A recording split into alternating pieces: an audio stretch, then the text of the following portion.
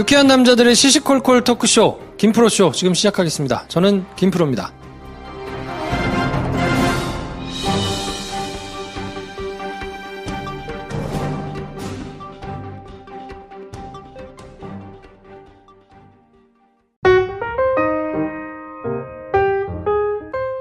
장편영화를 준비하고 계신 배준현 감독님 나오셨습니다. 안녕하세요, 배준현입니다. 한량 능참봉 김선생 나오셨습니다. 안녕하세요, 김선생입니다. 네, 저는 영화 좋아하는 김프로고요.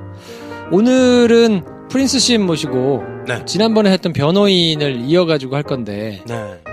영화에 나와 있는 역사, 내지는 디테일 이런 것들을 이제 해보는 시간인데 반응이 어떤지 모르겠어요. 이것도 뭐 꾸준히 해야 네. 이 포맷이 익숙해지시니까 저희는 네. 포맷이 워낙 다양하잖아요. 네. 그래서 듣는 분들도 익숙해지는데 시간이 걸려요. 네. 아무튼 그래서 오늘은 영화 변호인 가지고 나머지 얘기를 한번 해볼 거고요.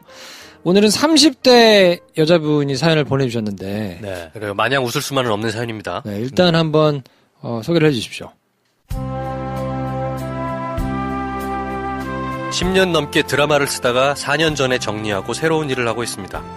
큰 작품은 못했지만 일찍 데뷔도 하고 돈도 벌었어요. 하지만 어느 순간 한 줄도 써지지 않고 어떻게도 할 수가 없는데 또 어떻게든 해야만 하는 그 막막한 고통이 너무 힘들어서 우울증, 불안장애, 알코올 중독까지 와서 결국 정리했습니다. 치료도 받았고 지금 하는 일은 스트레스도 적고 시간도 자유롭습니다. 일상이 주는 안정감에 감사하며 그만두길 참 잘했다 생각합니다. 그런데 간간히 들려오는 다른 작가나 후배가 일을 시작했다는 얘기에 마음이 자꾸 쓸쓸해집니다. 미련도 욕심도 아직 남아있나 봅니다. 그렇게 고통스러웠는데 지금은 비교할 수 없이 편안한데도 말입니다. 오빠들도 비슷한 경험을 하셨는데 늘 쿨하게 얘기하시더군요. 사람 다 제각각이지만 영광이든 상처든 지난 일에 그만 얽매이고 싶습니다.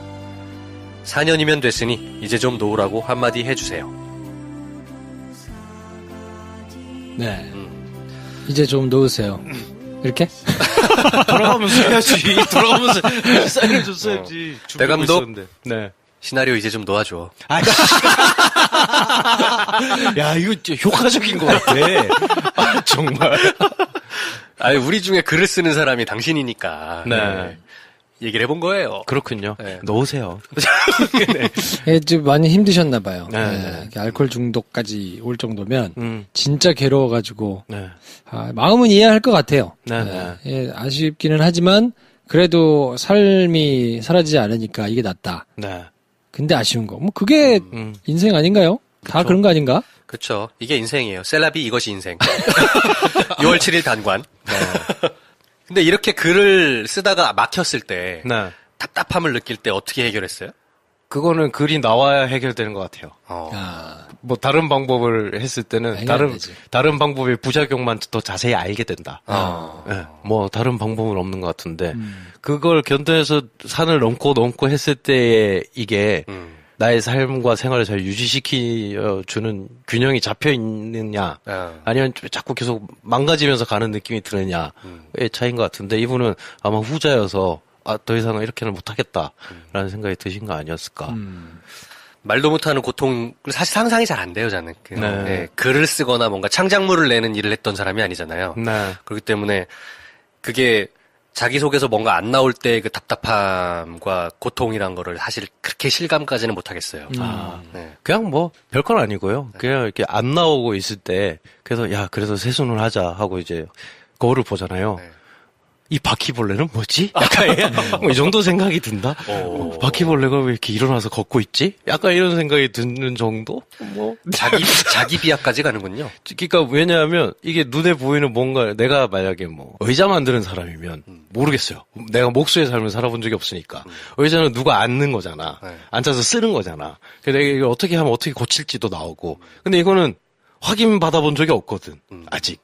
내 머릿속에서만 굴러가고 있는 뭔가가 있는 건데 이게 같이 있다고 나 혼자만 세상에 우기고 있는 듯한 느낌을 계속 받아요. 글이 이렇게 풀리는 동안에는 괜찮다가 그러면 글이 그냥 잘 써질 때는 그러면 그 상태가 아닌가요? 쓸 때도 긴가민가 하면서 그 생각을 계속 뒷편으로 이제 치우고 있거든요. 네. 근데 쓰다가 딱 멈추잖아요. 그러니까 타자를 치다가 멈추면 그 생각이 싹 들어와요. 이게 쓸모가 있다고 너만 우기잖아, 지금. 이라고 하면서, 그러면서, 네가 그런다고 배고프다고 지금 밥도 먹잖아. 하면 이제 밥맛이 없어지고, 야, 그렇다고 네가 안 풀린다고 맥주 먹고 있잖아. 그럼 맥주 맛도 없어지고. 최악이네요.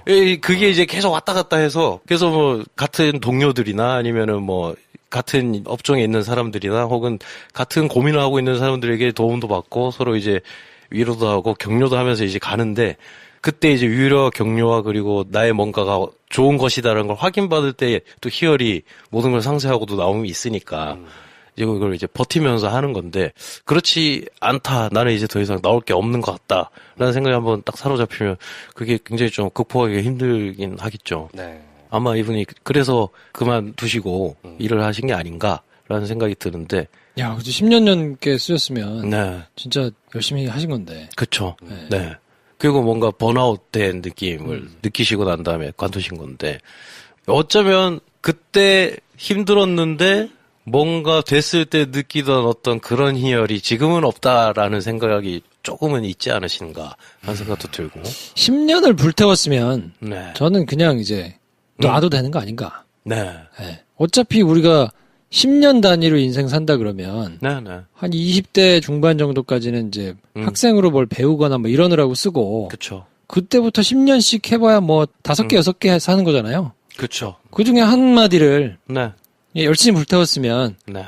어차피 다 돌릴 수도 없고 그렇죠. 그냥 떠나보내고 네. 나머지 남은 마디를 잘 사는 거 고민해도 되지 않나 그러니까요. 싶은데요. 충분히 불태우지를 않으신 것 같아요.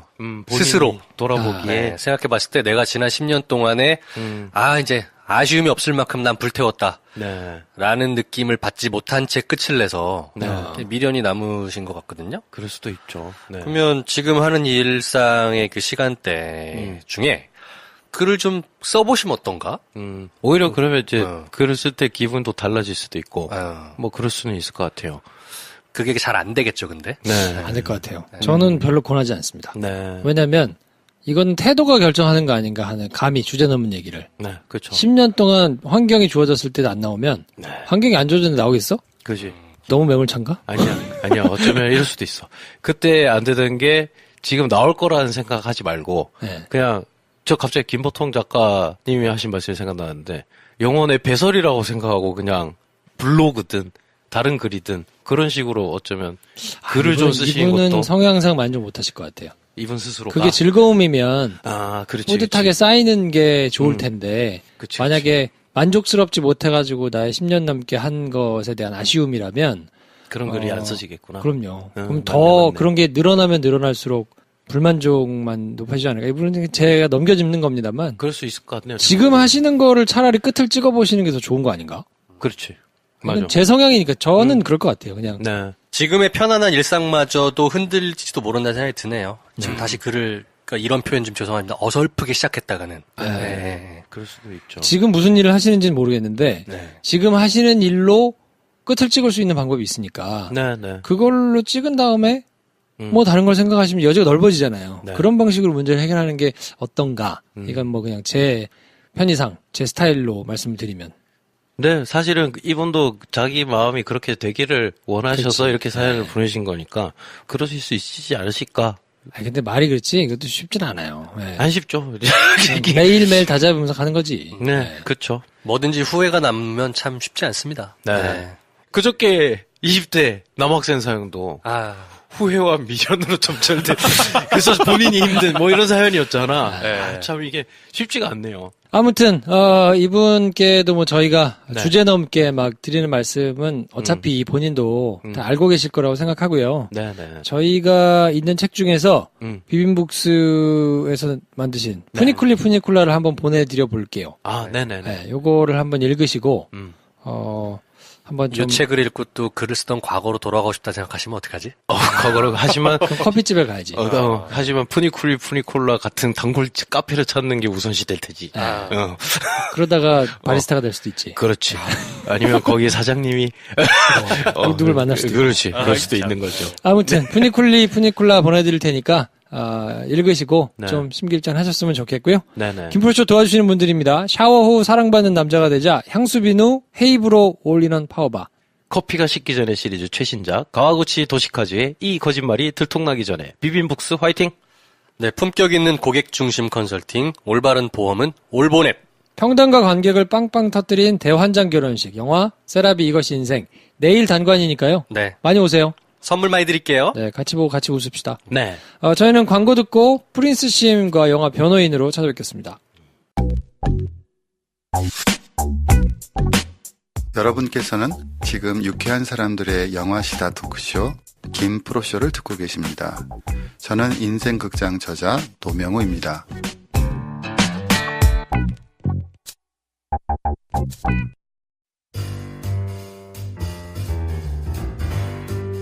네, 수요일이면 함께하는 프린스 심 어서 오십시오. 네, 안녕하세요. 심용환입니다. 네, 안녕하세요. 프린스 용환심. 풀네임을 예비 말씀해주세요. 부끄러워하지 마시고. 심용환이에요. 프린스 용환 심. 네, 프린스 용환심. 지난주에 좋잖아요. 깜빡 용환 프린스 심 아니냐? 저희 씨. 심 프린스 용환. 이래서 이게 제가 인생에 모토가 하나 있거든요. 네. 한 살 많은 사람과 어울리지 말고 한 살 어린 것들과 어울리지 말자는데 지금 위즈덤 하우스 저기 단박이 하우스 시리즈 편집장님이 저보다 한 살 많은 누나거든요. 그리고 김프로쇼 멤버 둘 다 저보다 한 살 어린 동생들이거든요. 옛날에도 고등학교 때도 아주 한 살 밑에 귀여워하기에는 너무 또래고. 겁나게 격그리고. 겁나 귀여우려고 막. 진짜 대할 수가 없네. 지지난주에 저희가 시작해가지고 영화 변호인으로 이런저런 얘기를 했는데 이제 마무리를 지어야죠. 네, 그래서 오늘도 영화 변호인으로 얘기를 해보고요. 네. 저희가 많이 본 영화들을 가지고 그 안에 이제 할 얘기들을 찾아가지고 역사적인 맥락이나 뭐 이런저런 디테일들을 한번 얘기해보자. 라고 해가지고 이제 시작을 했는데, 지난주는 저희가 특별 순서로 문익환 목사님 편을 하느라고. 괜찮았죠. 네. 왜냐면 이제 6월 1일이 통일의 집 개관이었기 때문에. 또 문익환 목사님 생신. 그렇죠. 네, 날짜를 맞춰서 이제 하느라고 저희가 중간에다가 부득이하게 편성을 했고요. 정말 의미 있었습니다. 네. 오늘 이제 하편을 할 텐데, 오늘은 안 그래도 이제 이 영화가 나오게 된 시대적인 배경이라든지 뭐 이런 걸 한번 좀 훑어봐야 될 테니까. 대표적인 사건은 이제 불임 사건. 그 전에 문제가 하나 있습니다. 네. 지난 2주간 역공 홍보를 못했어요. 그래서 가만히 생각해보면 뭔가 내가 와서 안 한 게 있어. 사실 강연에는 뭐 이게 홍보하면서 도움을 받긴 하지만 그냥 그래도 굴러가는 게 있는데 물론 역공도 잘 굴러가고 있습니다. 근데 2주간 안 해서 마음이 갑자기 불안해지네요. 변상욱 기자님이 오실 때가 됐어요. 이제 프린스심 하나로 가지고는 우리가 할 만큼 다 했어. 이런 씨. 아니 2달을 얘기했잖아. 변 기자님을 한번 모셔가지고 그렇죠. 그러면 6월 달에 한번 말씀을 좀 듣죠. 그렇죠. 그래서 여기 눌러앉으면 그렇게 자신이 없나? 사람이? 내 입장이 돼봐요. 내 입장이. 우리의 매력에 대해서 경계하시는 거지. 이래서 한 살 어린애들이랑 하면 안 돼? 진짜 내가. 그러니까 원래 그 남자들의 우정이라는 게 제일 처음에 딱 서로 꽂히고 그 다음 단계를 친하게 지내다가 남은 한 10년은 서로 욕하면서 지내요. 그렇죠. 근데 저랑 5살 때부터 만나는 친구들 몇 명 있거든요. 정말 우리는 정말 뭐 말만 보면 카톡방을 보면 거의 뭐 욕 같아 서로. 그렇죠.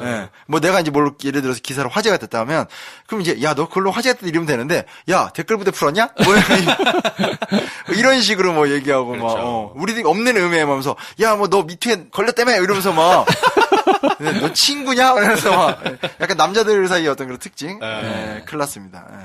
자, 아무튼 역공 많이 들어주세요. 심영환의 역사 공부 역공 치시면 변상욱 대기자님하고 같이 이제 두 분이 일주일에 한 번 올라오나요? 네, 아직 이게 구독자 10,000명 되면 이제 제가 갖고 있는 어떤 이런 풀 화려한 인맥들 초대 손님을 하기로 약속했는데 지금 근데 진짜 감사하게 쭉쭉쭉쭉 올라가고는 있어요. 진짜 김프로쇼의 후원이라고 생각하고 정말 많은 사람들이 자존심과 의리를 생각할 때 저는 그냥 굴종을 선택한 거예요. 자존심 그따가 버릴 수 있고 단 어떤 그런 동네 깡패들의 의리 그런 건 저는 좋아하지 않습니다. 구질구질하게 그 이미 망해가는데 앞에 가서 그 화재 난 집 앞에서 불 쪼이는 저는 이런 건 안 합니다. 그러나 좀 세련된 말로 해볼까요? 우리 집에 불나면 어떡할 거예요? 그거는 이제 그때가 생각해봐야 되고 아직 불이 안 났잖아. 하여튼 중요한 건 뭐냐면 좀 세련된 말로 할 수 있죠. 전략적 선택 할 수 있는데 뭐 저는 뭐 김프로쇼 위성 방송 뭐 김프로쇼의 뭐 인공위성 세럴라이트 뭐 이런 꼴락꼴락 지금 성장하고 있습니다. 그럼 역공 많이 도와주십시오. 하여튼 뭐 게시판에 댓글도 많이 달아주시고 관심 가져주시면 좋겠고요. 오늘은 이제 변호인 얘기를 할 텐데, 불임 사건이 이 영화의 모티브인데, 사실 불임 사건이 뭔지 조금 어린 분들이거나 예전 한국 근대사 뭐 이런 거에 그렇게 관심 없으신 분들은 그냥 뭐 잡아다 고문 좀 했나 보지 라고 이제 지나갈 수 있어가지고, 요 비슷한 내용들이 나오는, 그러니까 잡아다가 간첩이라고 막 이렇게 조작하고 하면 그냥 다 비슷한 거 아닌가? 라고 생각을 하실 텐데, 여기 이제 시대별로 내용이 조금 다들 다르거든요. 근데 요거는 이제 81년도에 있었던 부산에서 있었던 항림 사건을 줄여가지고 부림, 이렇게. 부산 항림 사건에서 그쵸. 불임이군요. 네. 근데 이 실체가 있느냐? 사실은 이제 실체는 없어요. 왜냐면 이게 부산에 있는 운동권 내지는 부산에 있는 학생 운동하는 사람들, 민주화 운동하는 사람들을 싹 잡아가지고 집어넣겠다라는 게 목표였기 때문에 막 다 엮어가지고 이거저거 만들어서 한 거라 무슨 특정한 사건이 있는 게 아니고 그냥 이 81년도 5월 달에 수사가 시작됐는데 이 이후에 쭉 이 사람들을 계속 불렀다 잡아다가 이제 집어넣고 고문하고 막 하거든요. 총 피해자는 이제 19명인데 1차, 2차, 3차에 나눠가지고 막 잡아가지고 이제 툭 치면서 불어라! 막 이렇게 한 거라서 요 사건은 사실 실체가 없기는 합니다. 그러면 1981년도가 도대체 어떤 시기이길래 이런 대대적인 조작 사건이 있었는가를 조금 알아봐야 될 거 아니에요? 이 부분을 조금 말씀해 주시면 어떨까요? 81년은 이제 80년 5.18 광주를 짓밟고 헌법을 개정해서 전두환 정권을 잡았던 기간입니다. 그게 이제 좀 옛날에 어렵게 나오는 수능 이런 문제들에서의 포인트인데 통일주체 국민회의를 통해서 한번 전두환이 대통령이 돼요. 그리고 다시 7년 단임제로 개정을 해서 이제 소위 말하는 본인의 정권 기간을 하는 첫 해죠. 제가 얼마 전에 화제가 됐던 방송. 점점 뻔뻔해진다. 기대하고 있어요. 네, 도대체 뭐가 화제가 되었을까? 제가 했던 어쩌다 그런 당신네들 안 봤지? 제가 뭐 그랬거든요. 제가 카톡으로 이거 어제 화제가 된 거 봤어? 막 이러니까 능천봉은 형님 뭐랬지? 하체 탈이라고 본다고 그랬나? 아니 왜 그것만 기억해? 중요한 내용을 얘기하라고. 깜짝 놀래 내가. 그래서 데드풀이야? 무슨 하트 탈이라고 그래. 하여튼 뭐 너무 이상하잖아. 아주 이거 좀 위험하다. 아니 뭐지 뭐 목욕제기하고 보겠다고 한 건데. 목욕제기하고 무릎 꿇고 보겠습니다. 그랬더니 인증샷을 보내시라길래. 맞아. 하체 탈인데 괜찮으시겠어요? 근데 그것만 얘기하잖아. 죄송합니다. 이거 이제 말을 땀이 나네. 그때 바로 밑에 댓글에 김프로가 전 안 보겠습니다라는. 능참 뭐 미안하고요. 제가 나중에 관직으로 하나. 그때 어쩌다는에서도 살짝 얘기했지만 국풍 81이라고 해서 그해 이제 한번 놀자판 놀아보자라고 하면서 이제 3S 정책의 서막이던 해기도 하고요. 조금 상관없는 얘기긴 한데 3월 30일에는 로널드 레이건 전 미국 대통령이 워싱턴 DC 힐튼 호텔 앞에서 괴한이 쏜 총탄에 피격을 당하는 사건이 발생합니다. 강준만 교수님, 네. 한 시대를 풍미하셨죠. 이렇게 정말 다작의 화신, 다작하면서도 체계 수준이 높은. 제가 요즘 거의 강준만 선생님처럼 살고 있어서 저렇게 어떻게 가능하나 했는데 제가 강준만 선생님 정도 못하는데 이분이 거의 데뷔작이신데 정치는 쇼 비즈니스다라는 책이 있어요. 근데 그 책을 보면 이게 되게 재밌습니다. 이때 레이건 대통령이 피경을 당한 상태에서 막 실려갈 때 9.11 차 안에서 막 아파하다가 9.11? 네, 9.11. 9.11 맞잖아. 네네요. 9.11 하니까 테러가 생각나가지고. 그쵸. 네. 그러다가 보통 그러면 그냥 바로 병원으로 들어가잖아요. 그 대표적 예가 뭐냐면 옛날에 부시 대통령이 일본에 왔다 밥 먹다가 뻗어가지고 응급실 실려갔던. 근데 레이건과 부시 차이가 뭐냐? 재선의 차이가 뭐냐? 레이건은 그렇게 진짜 총을 맞아서 해서 알타가 병원 앞에 딱 섰을 때 스톱 한 다음에 국민들이 염려하잖아요. 죽을 상황은 아니었으니까 스톱한 다음에 내려와서 건장한 모습을 보여주면서 걱정하지 말라면서 이렇게 움켜쥐고 손 한번 흔들어주고 병원 앞에 취재들이 쫙 있는 상태에서 하라고 들어가 다시 이러면서 이렇게 누웠던 이 책에 되게 자세히 묘사가 되는데 정치의 본질이 뭔가를 이렇게 잘 설명해 준 책인데 전 대학교 때 이걸 읽고 참 진짜 감명 받았었던 그 장면이 또 생각이 났네요. 태전은요 박근혜가 이제 얼굴에 카타칼로 받고 핏을 당하고 첫 마디가 대전은요 요거랬다고. 근데 그것도 이제 나중에 기사로 나왔기 때문에 실제 기자가 쓴 몰라. 거라 실제가 아닐 가능성도 솔직히 좀 있죠. 근데 얼마 전에 인터넷에서 박근혜 논리 오지던 날 뭐 이렇게 해가지고 이명박 대통령을 하나하나 비판하던 옛 영상을 봤는데 아니 너무 박근혜 대통령이 똘똘해 보이는. 그래서 이분이 잘 써줬겠지. 그런가? 써준 걸 잘 읽었겠죠. 우리 와이프랑 똑같이 얘기하네? 나는 그 사이 좀 몸이 많이 아프셨나, 약을 해서 머리가 나빠졌나, 이랬더니, 그분은 다른 거 모르겠고 대동 능력은 있었어요. 써준 거 잘 읽는 능력은 있었어요. 나중에 그게 이제 점점 발전해가지고 연설 이런 거 할 때 야 끊어읽기도 참 잘하시고 야 좀 뭐 괜찮다 방송용으로. 딕션이 좋았어. 아 그래? 목소리랑 약간 로톤으로. 여튼 그런 일이 일어났다. 그러니까 왜냐면 레이건 대통령 얘기 왜 했냐면 레이건 대통령이 고르바초프하고 함께 냉전을 종결시켰던 대통령으로 유명하고요. 5월 달에 바로 그 불임 사건이 일어나던 그 달인 것 같은데 경부선 경산 열차 추돌 사고로 무려 56명이 죽고 부상자가 243명이 나왔던 사건도 있었대요.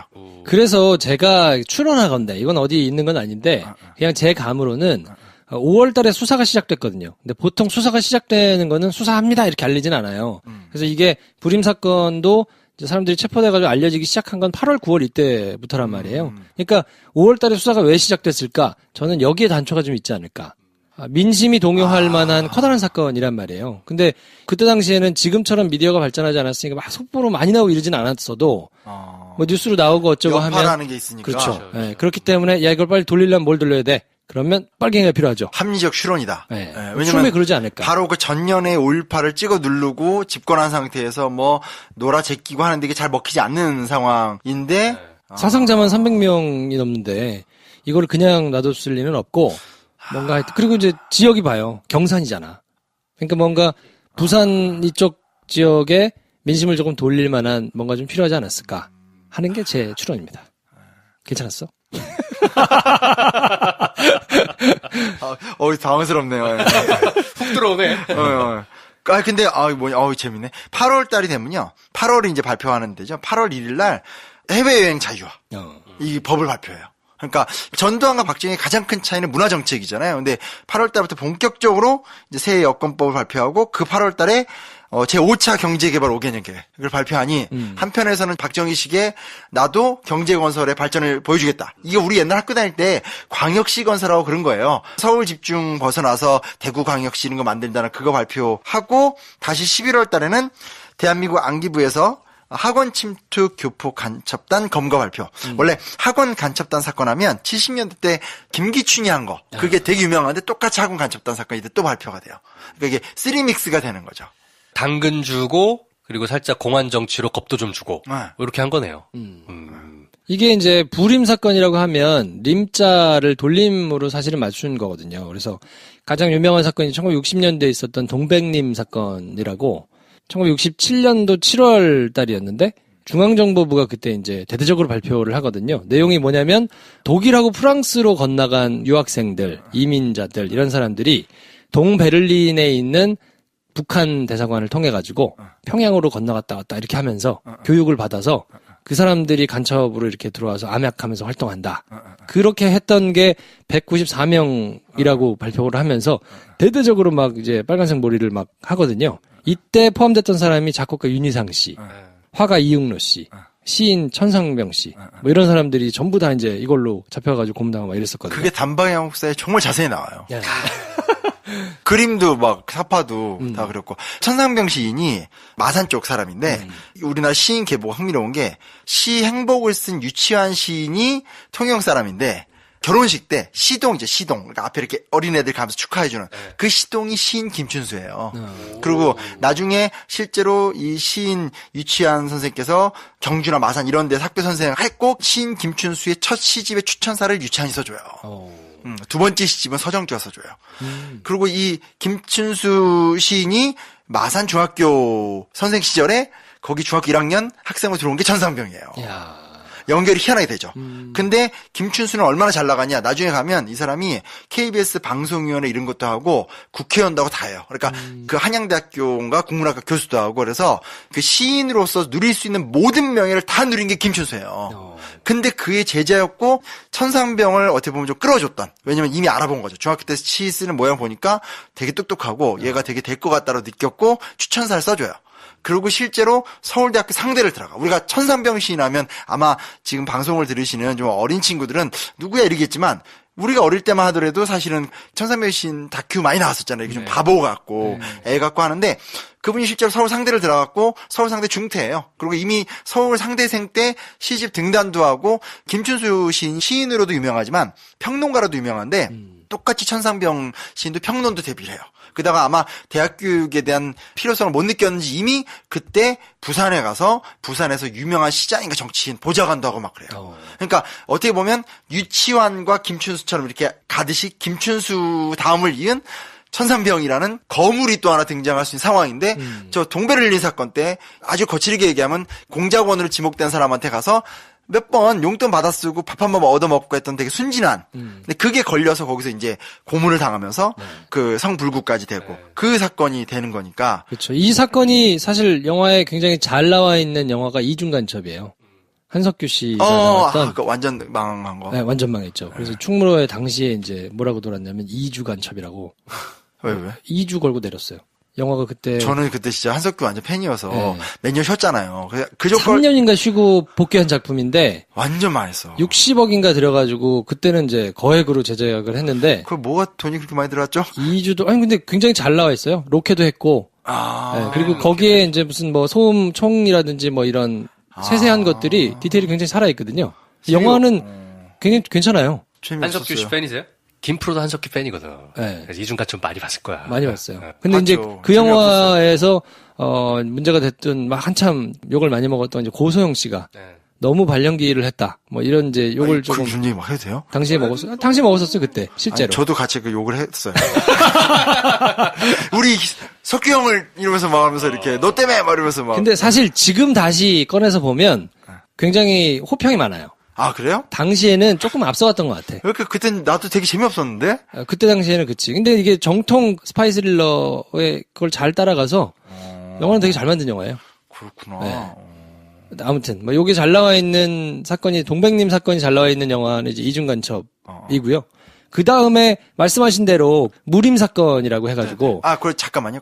혹시나 이 천상병 시인이 지금 많이 잊혀졌거든요. 근데 이분이 잡혀간 다음에 그 이후에 이제 굉장히 큰 고문을 당하시고 하면서 정신도 많이 안 좋아지시고 이런 상태에서 어느 날 사라지세요. 사라져가지고 이거 이제 난리가 난 거예요. 난리가 나서 얘가 어떤 애인데 해서 그동안 쓴 시를 모아서 유고시집을 냈어요. 몇 년 있다가 냈는데 그리고 2년인가 지나서 정신병원에서 발견이 됐어.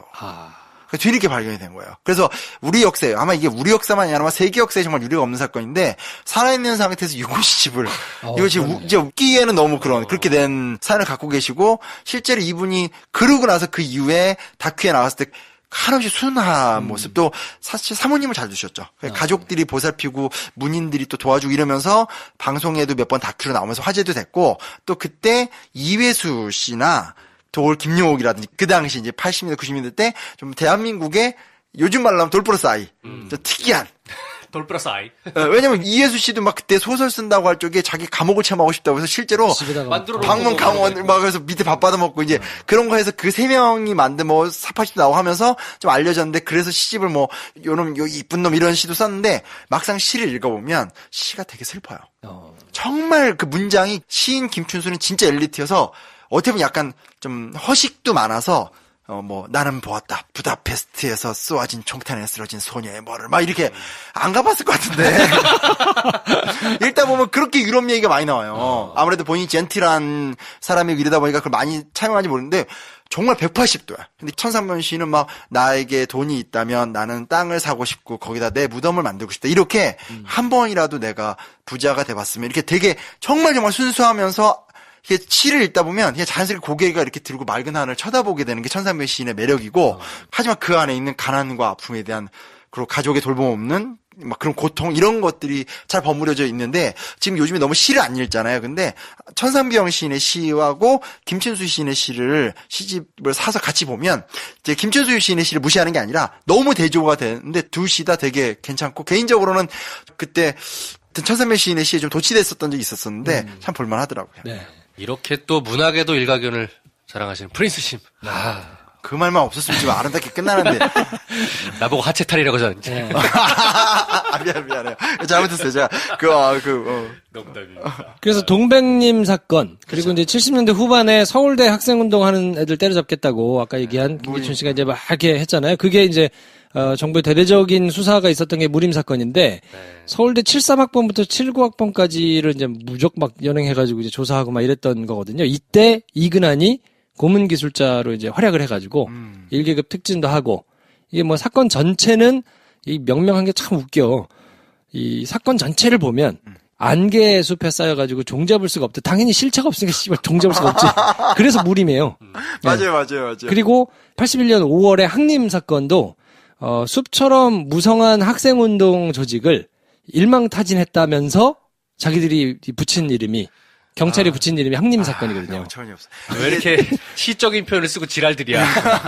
혹시나 해서 말씀드리지만 우리나라에서 운동권이 공식적으로 조직이 돼서 실체를 확인할 수 있는 건 아무리 빨리 땡겨도 1984년 이후입니다.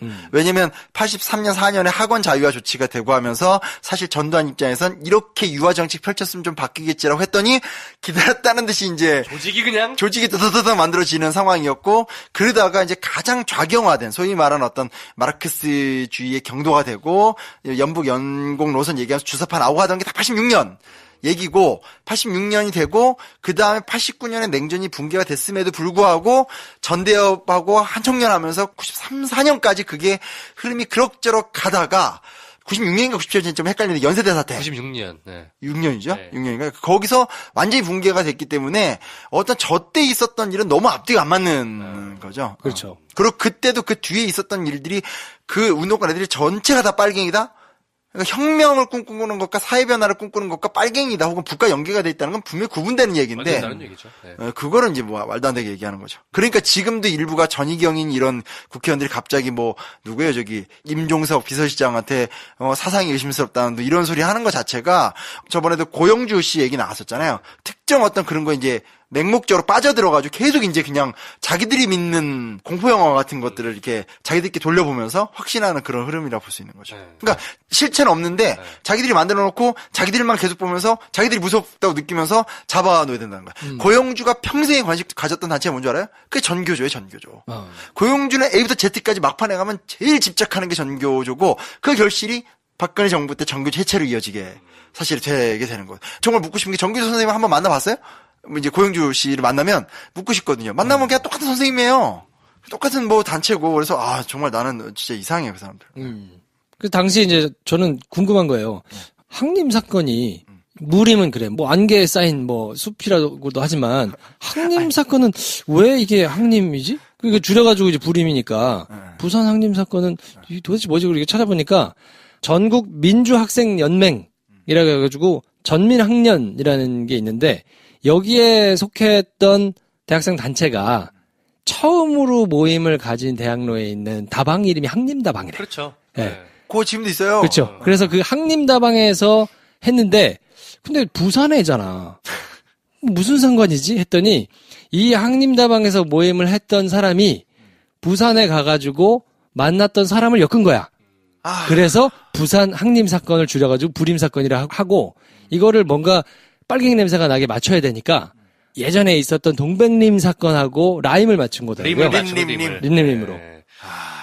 네. 동백림, 무림, 항림 이래가지고 부림. 프랜차이즈인 거지 그냥. 그렇지. 네. 그러니까 사실 이때 잡혀 들어갔던 19명은 얼마나 환장하겠어. 그러니까. 실체가 없는 사건인데 막 갖다가 잡아놓고는 고문하고 하니까. 패턴이 똑같은 게 뭐냐면 여기 나온 얘기와 또 안 나온 얘기들을 보면 언제나 먼저 기획이 들어가요. 그 다음에 두 번째 뭐냐? 얘기를 크게 엮어. 네. 그러니까 동베를린 사건 같은 경우도 원래는 서울대생 내라는 모 사건으로 시작이 된 거거든요. 그래서 서울대생이었던 지금 변절한 심재철하고 몇 명 엮고 졸업생하고 엮었는데 아무리 봐도 서울대생 한 3, 4명이서 내란을 일으키는 게 말이 안 되잖아요. 이제 그러면서 이제 조직을 키워. 그러면서 이제 막 엮어 하듯이 언제나 이 어떤 사건들을 보면 기존의 작은 꼬투리를 갖다가 정치인하고 엮든지 뭐 그 당시 제야 인사였던 장준하, 김지하 이런 사람하고 엮든지 아니면 외국에 혹은 제1교포 이렇게 엮어서 키워요. 키운 다음에 어느 날 갑자기 불시에 중앙정보부장, 동백님은 김영욱이잖아요. 혹은 뭐 김기춘 이런 사람이 나와서 대국민 브리핑을 하죠. 이러면서 대규모 간첩단이 발견되다. 촥촥 차트 넘기면서 탁 설명하게 되고 그 난리가 나고 막 한 다음에 체포해서 고문해서 자료 받은 다음에 나중에 막 싸운 다음에 결론은 뭐냐? 모든 사건의 결론은 뭐냐? 다 혐의가 없는. 근데 이미 몇 년 지나고 나서 결론이 나는 거기 때문에 그때 그들이 얻고자 하는 정치적인 결과는 이미 얻은 거죠. 그렇죠. 그런 기획해서 조사해서 발표하는 거의 프로세스는 1987을 보면 잘 나와 있습니다. 굉장히 자세하게 나와 있습니다. 1987 영화를 보시면 당시 안기부장인데 문성근이 그분은 왜 항상 그 양반하고 김윤석하고 이렇게 기획을 하죠. 기획을 해서 맞다. 김대중이랑 김영삼이 한 방에 엮을 수 있겠어? 이 사람 큰일 하겠네? 하면서 돈을 줍니다. 예, 그러면서 차트를 막 만들어가죠. 예, 맞아요. 영화 보시면 나옵니다. 네. 그래서 능참풍 그래도 잘 사는 거야. 내가 보니까 그쪽으로 흘러갔으면 큰일 날 뻔했어. 지금. 말 얘기하는 거 보니까 눈빛이 막 이렇게 하면 안 되면 어떨까요? 이러면서 막. 아유, 나 또 기획은 잘하지. 아무튼 그래서 이 사건이 어떻게 처리됐나를 봤더니 김영삼 정권이 들어선 뒤에 이제 사건은 조작됐다라고는 했는데 이게 법적으로는 해결을 안 해줬더라고요. 아, 이건 아직도? 네. 그래서 이게 나중에 이제 법적으로 해결을 받은 게 2009년 8월에 재심을 해가지고 그때 문재인 대통령이 변호사로 활동을 해서 그때 2014년 2월에 와서야 국보법 위반 혐의가 무죄가 되고 그게 2014년 9월에 확정이 됐어요. 그러니까 이거 2009년에 재심이 시작돼가지고 2014년 9월에 종지부를 찍은 거니까 얼마나 답답할 노릇인 거예요. 이거랑 다른 건데 민청학년 사건이잖아요. 그것도 재심으로 해서 되게 노무현 대통령 때가 아마 김대중 대통령 때가 그랬을 텐데 다 무죄 판결 나고 그 국가 배상에서 1인당 몇십억씩 다 해줬어요. 했는데 세상에 이명박 정부 때 그거를 다시 뒤집는 판결인가 뭘 해가지고 돈을 줬잖아. 준 돈의 일부를 다시 달라는 거야. 그러니까 이제 완전히 유죄는 아닌데 일부는 아니다 뭐 이런 식으로 해서 다시 뜯어가는. 근데 돈을 받았잖아요. 받은 걸 사용했을 거 아니야. 근데 그걸 다시 또 뜯어가는 형태로. 정말 나는 그거 보면서 해도 너무한다고 해야 되나? 그러니까 그 제주 4.3 같은 경우 너무 얄미운 게 노무현 대통령 때 가서 국가범죄 사죄를 인정하고 나니까 이명박 때 김항식 국무총리가 갔어요. 근데 그나마 그때는 애초에 이명박 대통령 본인이 역사에 별 관심도 없고 포인트가 다른 데 있었잖아요. 그러니까 김항식 총리가 가서 얘기는 잘했어. 그 다음에 황교안 총리 때 박근혜 때는 또 어떻게 하냐? 황교안이 가기 전에 뭔 얘기하냐? 제주 4.3을 애도하긴 하지만 4.3에 묻힌 사람 중에서 빨갱이가 있다. 이런 발언을 하는. 끝도 없다. 그러니까 진짜 끝도 없이 물고 늘어지는. 그러니까 이게 반대편에서는 사실은 우리가 정말로 사회개혁이나 변화를 바란다면 우리도 그런 집요함을 가질 필요는 있는 것 같아. 그렇죠. 얘네들은 자기네들의 죄든지 이권인지 뭔지 몰라도 확신범인지 뭔지 모르지 어찌됐건 죽을 때까지 하는 사람들이에요, 진짜. 그러니까 틈을 줘서는 안 된다고 난 느끼는 게 오히려 진보나 개혁은 뭔가 이렇게 한번 딱 되고 나면 끝났다고 생각하는데 이 사람들은 끝이 없어요, 진짜. 영원히 끝이 없어요. 정의를 세우는 것도 집요함이 필요합니다. 진짜. 진짜. 아, 열받네. 자, 그래서 변호인에 얽힌 불임 사건. 이렇게 불임 사건과 시대적인 배경은 이렇게 한번 이제 훑어보면 영화를 보시는데 조금 더 이제 도움이 될 것 같은데 노무현 전 대통령을 어쨌든 그린 영화잖아요. 송우석 정작 주인공인 노무현 대통령 얘기는 거의 안 했기 때문에. 네. 저희가 요 얘기를 한번 좀 해볼 텐데. 원래 전 많이 하고 싶었거든요. 근데 김프로가 작년에 열심히 했다고 저한테 올해 안 된다고. 나쁜 김프로. 근데 지금 얘기랑 이어지는 게 노무현 대통령의 마지막 인터뷰 글을 보면 나는 그것이 우리의 당연한 승리라고 봅니다. 본인 대통령이 된 거 얘기하는 거예요. 근데 뭐라고 하냐면 그야말로 이례적인 승리이죠. 의외의 승리. 그러면서 기득권 보수 진영의 결속력이 매우 강고하고 뿌리도 깊다. 원인은 뭐냐? 노무현 대통령이 보기에는 감성 네트워크와 이익 네트워크의 결합. 저는 이게 되게 인상적이더라고요. 그러니까 보수는 단순한 이익 네트워크의 결합만이 아니라 감성까지도 공유하고 있는.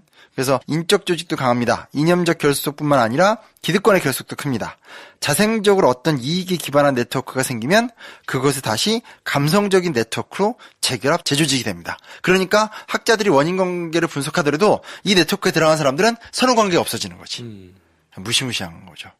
어쩌다 어른 나갔을 때도 반응 보면 알거든요. 이 방송이 잘 되는지 안 되는지 아는데 반응을 어떻게 보는지 아세요? 악플이 달리는 거 보면 딱 알아요. 바로 오는 게 네가 그때 살아봤어? 좋은 말이든 나쁜 말이든 60, 70년대 때 나는 그때 살았는데 되게 좋았거든? 뭐 이라든지 혹은 너 결국 빨갱이 두둔하는 거야?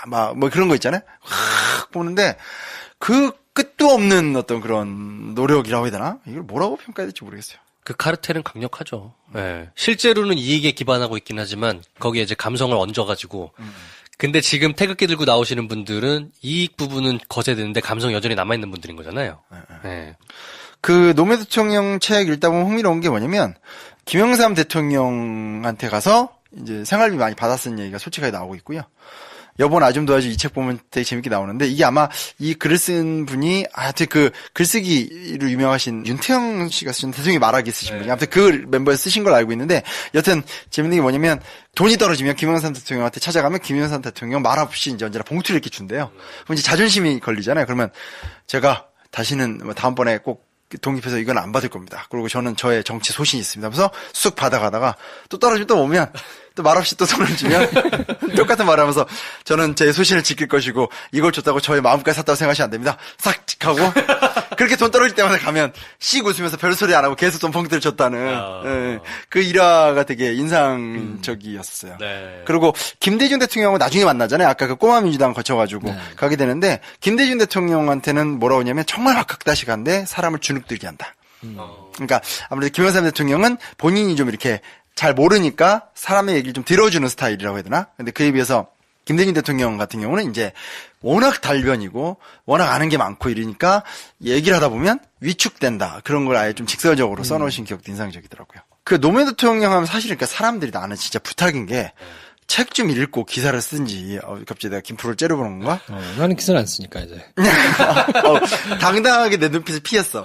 그래서, 예. 왜 그러냐면 제가 저번에도 김기춘 한참 조사할 때도 진짜 느꼈던 건데, 김기춘에 관련된 현재 우리나라에 존재하는 1990년부터 최근까지 기사를 제가 다 읽었어요, 진짜. 우리 와이프가 미쳤다고 그랬어요. 하루 종일 컴퓨터에 앉아서 클릭 다 하면서 봤는데, 중요한 게 뭐냐면 이게 하나하나 건건이 말고 김기춘의 인생을 다룬 내용들이 기사가 되게 많거든요. 정말 100% 복붙이에요? 한홍구 선생님이 옛날에 한겨레 신문에다가 김기춘 견을 연재했던 게 있어요. 거기에 진짜 조금씩 덧붙여서 몸통이 다 똑같아요.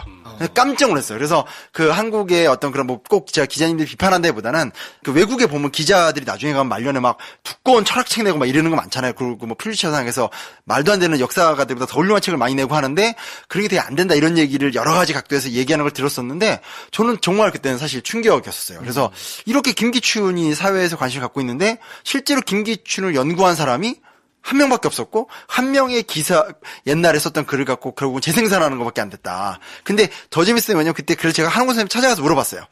한홍구 선생님이 뭐라고 했냐면 김기춘의 자서전이 있다고 하는데 내가 그 자서전을 보진 못했다. 한번 보고 싶다는데 김기춘의 자서전은 아무리 찾아도 없는 거예요. 뭐 근데 신기한 건 어느 신문 기사부터 계속 김기춘의 자서전 얘기가 계속 나와요.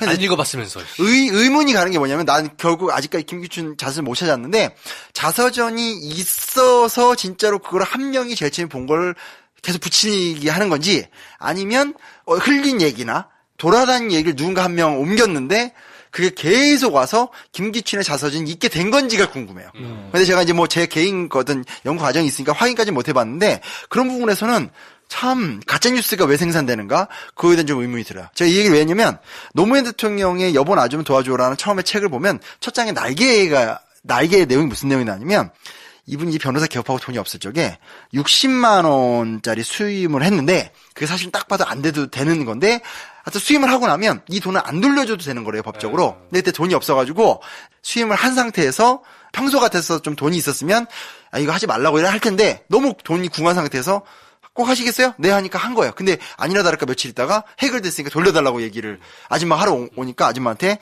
못 돌려준다고 얘기하니까 아줌마가 뭐라고 하냐면 변호사는 본래 그렇게 해서 먹고 삽니까 하면서 울면서 갔다라는 거예요. 그거에 대한 이제 평생의 후회가 돼서 본인이 정치가로 데뷔하면서 양심적인 정치인이 되기 위해 썼던 첫 저작에 나온 내용이 날개를 열면 요게 나오거든요. 근데 노무현 대통령 서거했을 때도 요 얘기만 계속 보도가 됐었어요. 그러니까 책을 다 읽어본 제 입장에선 얼마나 우리 사회가 이 정도면 거목이잖아요. 뭐 좋고 싫고나 지지 유무를 떠나서 노무현 대통령 정도 되면 거목인데 너무 그런 부분에서 제대로 된 숙고를 안 한다고 해야 되나? 좀 너무 안 보는군요. 네. 너무 아쉬웠어요. 그런 일화도 있고 노무현 대통령이 썼던 책 중에 노무현과 링컨이라는 책이 있는데 거기 보면 정말 노무현 대통령은 온건한 사람이에요. 이 알려진 거와 더불어서 그래서 본인은 여보 나 좀 도와줘에서 항상 얘기하는 거 자기는 상대주의자다. 그러니까 법학을 했기 때문에 상대주의자였고 그래서 마르크시즘에 안 빠질 수 있었다라는 얘기를 반복적으로 하고 노무현이 만난 링컨에서는 거의 링컨을 A부터 Z까지 다 좋게 해서 그래요. 근데 그 중에서 가장 인상적인 게 노예 해방령을 굉장히 긍정적으로 해서 그래요. 근데 역사학계에서는 그걸 되게 비판하거든요. 왜냐면 노예를 해방시킬 적에 그냥 해방만 시켰지 그들에게 어떤 경제적 기반을 주지 않았고 북부의 어떤 이익을 거의 반영시켜 주는 형태로 관철시켰기 때문에 불완전한 어떤 해방령에 불과하다고 하는데 노무현 대통령은 당시의 상황을 생각하면 정치가가 생각할 수 있는 가장 안정적이고 국론 통합적인 정책이 이런 식의 해방령밖에 없었다고 하면서 책 전체에서 링컨을 엄청 강변하는데 읽고 있으면 링컨과 노무현이 이렇게 겹쳐져서 막 보여요. 그러니까 오늘의 문재인 대통령이 보여주는 그 되게 온건한 리더십 같은 것들이 노무현 대통령도 거의 똑같다라는 것도 좀 느껴볼 수 있어요. 다만 이제 시대가 다르니까 저는 잊지 못하거든요. 노무현 대통령 당선됐을 때가 그때 여자친구였던 우리 알프가 교통사고 나서 병원에 입원했을 때여서 거기 앉아 있었는데 옆에 정말 제가 좀 거칠게 얘기해 볼게요. 진짜 중고등학교 때 졸업했을지 몰라 보이는 아주머니들이 앉아서 노무현 대통령 당선을 보면서 뭐라고 떠드냐면 저 상고밖에 못 나온 게 대통령이 돼서 나라가 걱정된다라는 얘기를 하는 걸 보면서 정말 그 참을 수 없는 치욕감을 느꼈었죠.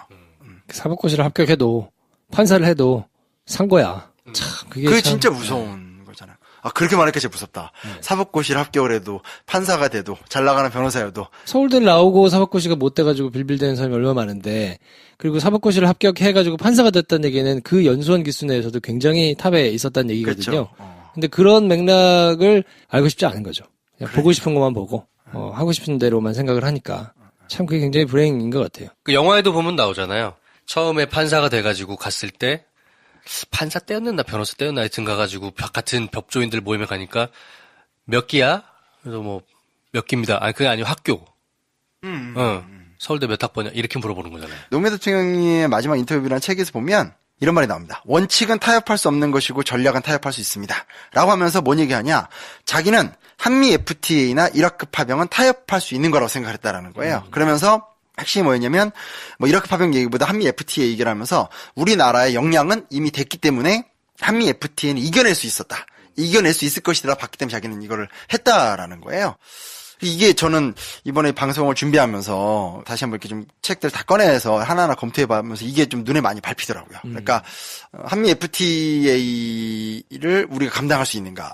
근데 이게 좀 이중적인 게 뭐냐면 이 이후에 되게 흥미로웠던 게 정권 바뀐 다음에 한미 FTA 비준은 이명박 때 하잖아요. 그렇죠. 그때 이걸 반대했던 게 또 한미 FTA를 밀어붙였었던 여당이 반대할 때 그때 우리가 얘기한 게 아니라 너무 나쁘게 개정됐다고 얘기했지만 설득력이 거의 없었던 상황이었고 사실 두 가지인데 하나는 진짜 우리나라가 이 한미 FTA 같은 것들을 감당하면 나갈 수 있는가에 대한 고민도 되고 또 하나는 뭐냐면 진보 진영이나 개혁 진영이 경제적 아전대에 대한 준비가 돼 있느냐는 다시 한번 좀 따져봐야 될 문제가 아닐까에 대한 염려가 많이 되더라고요. 그러니까 전체적인 흐름 속에서 어떤 정치가가 우리나라의 발전된 경제 수준을 생각하는데 한번 부딪혀 볼 만하다라고 결단을 내릴 수는 있겠지만 냉정히 따졌을 때 진짜로 학문적 관점이나 연구적 관점에서 가능한가? 또 그런 걸 다 떠나서 적어도 정치나 사회는 대통령이 한 명으로 되는 건 아니잖아요. 그러니까 대통령이 아닌 민주적이고 사회 변화를 바라는 집단 자체가 준비가 됐는가에 대해서는 이 당시에 노무현 대통령의 경제적인 오른팔이라고 할 수 있는 정태인 칼폴라니 연구소 소장이 때 이제 이거 반대하면 잘리잖아요. 근데 그러면서 그분이 저번에 어떤 다른 방송에서도 얘기하셨었지만 이 이후에 한미 FTA의 어떤 후속 조치나 과정에 대한 아무런 연구가 없다. 근데 그런 부분에서 그런 얘기를 굉장히 많이 지적을 하셨었는데 사실 이게 단순하게 우리나라가 어떤 그런 기득권층에 의해서 망가진 나라인가? 그걸 넘어서서 정말 뭔가 새로운 사회로 나가는 데 있어서 진보 개혁 진영이 그전까지는 그냥 우리한테 없으니까 모든 권력이 다 보수적인 사람들한테 있으니까 못했다라면 이제는 좀 냉정하게 좀 따져볼 필요가 있지 않을까 좀 생각이 들어요. 우리가 정말 경제 사회적 문제에 대해서 대응할 수 있는 힘을 갖고 있는가 이런 생각이 좀 들어서 말씀드린 겁니다. 우리 스스로도 거기에 대해서 무지하기 때문에 뭐 말을 하기는 얹기는 좀 그렇습니다만 그런 거죠. 정치 권력 교체한다고 해서 나라를 다 다스릴 수 있는 준비가 됐다고 보장할 수 있는 건 아니잖아요. 그 정치가 교체되고 나면 경제도 있을 것이고 교육도 있고 문화도 있고 여러 가지 그 사회 인프라에 대한 어떤 전체적인 비전과 철학 준비되어 있는가. 근데 이제 현재의 방법으로는 그게 준비되어 있는 지도자이냐 아니냐를 확인하면서 뽑을 수 있을 만큼 우리 사회가 정치적으로 성숙하진 않은 것 같아요. 그렇죠. 여전히. 그리고 대부분은 정치 지도자를 어떻게 뽑느냐에 관심이 있지 나머지 아젠다는 너무 관심이 없는 거죠. 그러니까 예를 들면 저번에 우리 교육 얘기할 때도 정시 이런 얘기 나왔는데 최근에 또 무슨 연구 결과가 나오냐면 정시가 오히려 수시보다 또 한편에서는 그 어떤 가족 경제 영향을 많이 받는다 이러면서 뭐가 맞는지 모르게끔 기사가 막 나오기 시작을 했거든요. 이제 그런 것처럼 뭐 비정규직 문제다. 이거 다 아는 얘기인데 그럼 어떻게 해야 돼? 근데 그냥 뭐 최저임금 10,000원? 그렇게 올린다고 해결되지 않는다라는 것도 한편에서 좀 지금 되게 고민이 되는 거고 부동산가 막 떨어진다라든지 집값 떨어진다라고 막 그런 것들에 대한 진보 경제학자들의 지적이 있고 그런 것 때문에 집 안 샀는데 뭐 엄청난 피해를 보고 있다라든지 뭐 이런 것들. 그러니까 옛날에는 그냥 단순하잖아요. 그냥 아버지 세대들은 그냥 저기 박정희 대통령 따라가서 열심히 하면 잘 먹고 잘 살 수 있어였고, 그걸 비판했던 세대들은 니들이 문제야라고 얘기했는데 지금은 그런 상황은 아닌 것 같죠. 그걸 비판하던 사람들이 우리나라 50대고, 그럼 그 사람들이 권력을 잡은 지 몇 년 안 됐다 손 치더라도 우리나라 50대 이상이면 그분들이 우리 사회에서 중추적이거나 재산 소유를 많이 하고 계실 텐데, 그분들이 정말로 우리 사회를 바꿔갈 힘이 있는지, 아니면 그 다음 세대인 우리를 포함한 아무것도 가지지 못한 사람들이 앞으로 이 길을 어떻게 헤쳐갈지. 그러니까 저는 정치의 축은 확실히 경제의 축으로 옮겨오지 않았나? 만약에 노무현 대통령을 정말 존경한다라면 노무현 대통령을 5월은 노무현입니다 하면서 그리는 것도 중요하겠지만, 노무현 대통령이 완벽한 사람이 아니잖아요. 그러면 노무현의 시대 동안에 못했던 거, 혹은 노무현의 시대 혹은 지금 문재인의 시대 속에서 아쉬운 부분들에 대해서 단순하게 그럼 누굴 뽑아야 돼라는 것이 아니라 어떤 준비를 할 것인가, 어떤 대안을 갖춰서 그런 거에 적합한 후보나 혹은 그 적합한 내용을 정치인들에게 요구할 것인가, 이런 식의 준비는 필요하지 않을까. 그걸 안 하면 피해는 이제 우리가 보는 거니까. 그렇죠. 그러니까 노무현 대통령을 생각을 해보면 우리에게 그 노무현이라는 정치인은 어떤 존재였나를 생각하게 되잖아요. 네네. 그러면 미완의 성공을 거뒀던 그 대통령이었고, 결국에는 그게 그분 개인의 미완의 성공과 실패가 아니라 우리 전체의 미완의 성공과 실패였다라고 생각해야 되는 거죠. 그렇죠. 예. 우리 스스로도 강렬한 민주주의와 어떤 열린 사회에 대한 열망을 가지고 있었기 때문에 그런 사람을 만들어냈지만, 우리 스스로도 그 이후에 대한 준비가 안 돼 있었기 때문에 그분을 그렇게 허망하게 보낸 거잖아요. 그렇죠. 그러니까 결국에는 이 사회와 시스템과 이 의식이 성숙해가는 과정 속에서 드라마틱한 성공도 거뒀지만 드라마틱한 실패도 함께 맛봤던 어떤 우리의 전체적인 그 상태가 투영되었던 정치인이었다. 이렇게 바라보는 게 저는 정확한 해석인 것 같아요. 저는 통절한 자기 반성이 사실은 필요하다고 생각하는 게 너무 기억하거든요. 저는 솔직하게 말해서 노무현 대통령을 찍긴 찍었는데 확신을 갖고 찍진 못했었던 것 같아요. 왜냐면 워낙 보수적인 집안에 자라면서 조금씩 변해가면서 찍었었는데, 오히려 찍고 나서 그다음에 노무현 대통령이 과거사 청산 작업을 하는 과정이나 혹은 TV 토론에 나와서 말씀하시는 거 보면서 너무 이제 정말 동의가 되고, 근데 내가 노무현 대통령을 좋아하는 과정에 비해서 사회는 급속도로 이제 욕하는, 그래서 솔직하게 전 냉정하게 기억하지만 그 5년 동안 어디 가서 노무현 대통령 좋아한다는 말을 못 해봤거든요.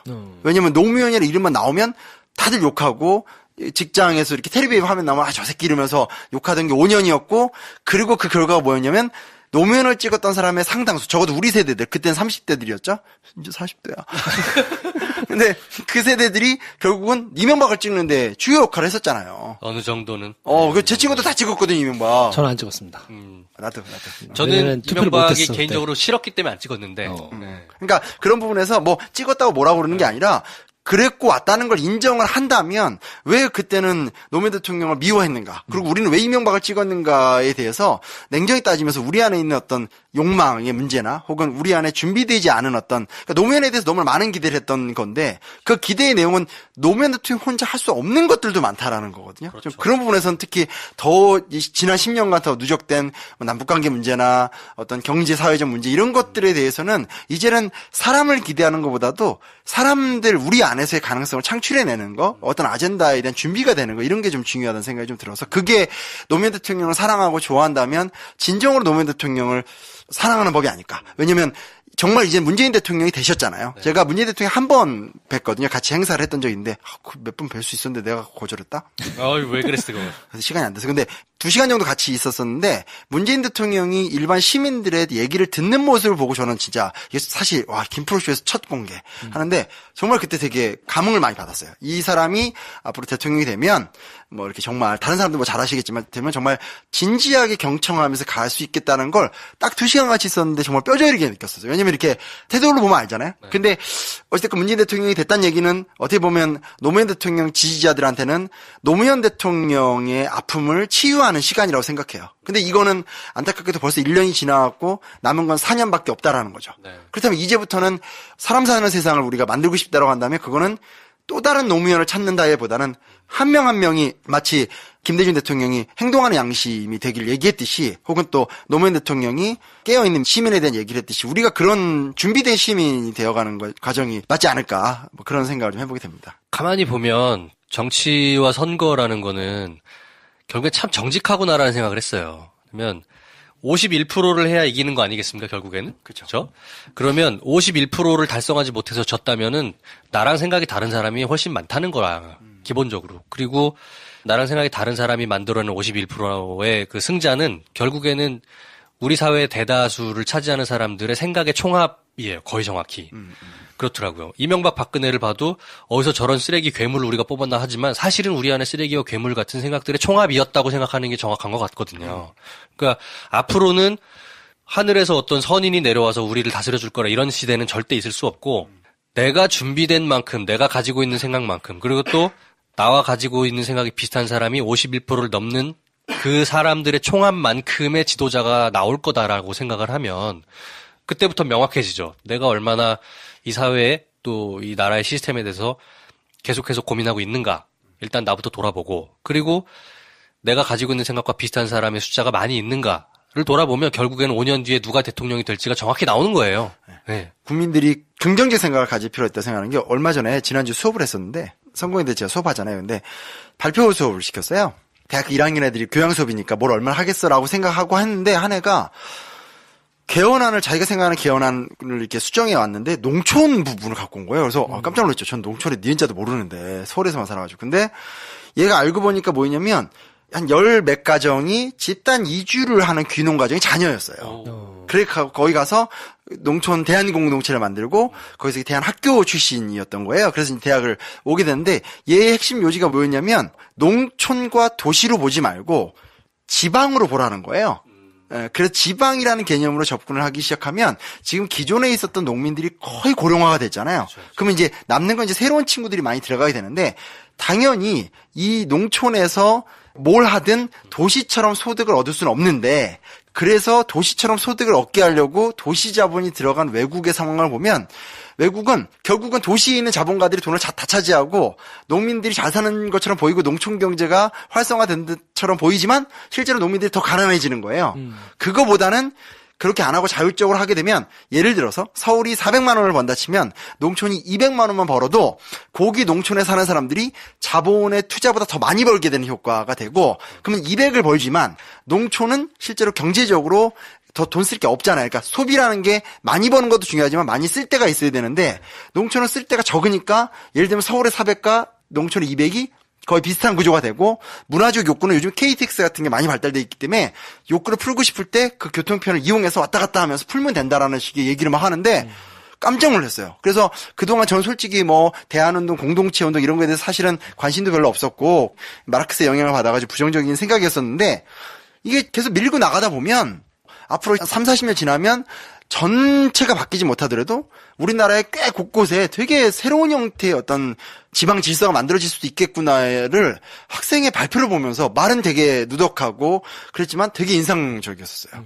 그런 부분에선 정말 좀 이제는 진짜 우리가 바뀌어야 될 때가 아닌가? 네. 그런 생각이 들었어요. 마지막으로 한마디만 드리자면 노무현 대통령, 노무현이라는 정치인이 우리에게 결국엔 남겨주고 간 굉장히 많은 소중한 것들이 있지만 돌이켜 생각해보면 탈권위라는 부분이 일단 권위 그리고 중앙 집중이라서 그 탈피했을 때부터 우리의 상상력이 자유로워지잖아요. 네. 그 부분이 되게 크고 저에게도 중요하다고 생각해요. 네. 네, 그래서 2시간 동안 저희가 영화 변호인을 가지고 뭐 이런저런 이야기들을 한번 나눠봤는데요. 포맷이 조금 생경하실 수도 있었을 텐데 어떠셨을지 모르겠어요. 저희가 뭐 하다 보면 조금 더 합이 잘 맞고 하지 않을까 싶은데요. 앞으로도 많이 보신 영화들 중에서 저희가 이제 이야기할 거리들이 있는 영화를 찾아가지고 얘기를 한번 나눠보는 시간을 계속 갖기로 하고요. 또 중간중간에 저희가 뭐 특집으로 손님들을 모신다거나 아니면 다른 얘기를 한다거나 뭐 이런 얘기는 자유롭게 아마 있을 거고요. 2시간 동안 열변을 토해 주시느라고 프린스님 수고하셨고 계속 고생해 주시기 바랍니다. 저희는 다음 주에 또 다른 주제 가지고 찾아뵙고요. 오늘은 이 정도에서 정리하겠습니다. 다음 시간에 뵙겠습니다. 네, 감사합니다.